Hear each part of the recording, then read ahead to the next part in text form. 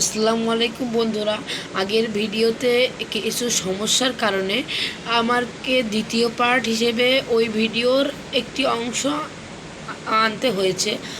আপনারা দয়া করে এই অংশটুকু দেখে নেবেন, নাহলে আগামাথা কিছু মিলাতে পারবেন না। আগের ভিডিওটিতে বলেছিলাম ফিমেল মাছটির গায়ে এরকম উলম্ব সাদা দাগ থাকবে, উলম্ব ভার্টিক্যাল স্ট্রাইপস বলে দাগটিকে। এইটা থাকলে আপনি বুঝবেন আপনার ফিমেল মাছটি শতভাগ প্রস্তুত। এবং আরেকটি লক্ষণ আছে, সেটা হচ্ছে ফিমেলটির পেটের নিচে একটু সাদা স্পট দেখতে পাবেন। আপনারা যদি লক্ষ্য করেন, ফিমেলটির দুইটি সাদা পাখনা যেখানে আছে অ্যানাল ফিন, তার পিছনে একটি সাদা দাগ থাকবে। এটা একটি বড় লক্ষণ।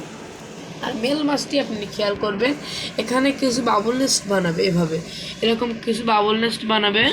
যদি ভালো করে লক্ষ্য করেন তো দেখতে পারবেন কিছু বাবল নেস্ট বানিয়েছে এরকম সাইডে বুদবুদ।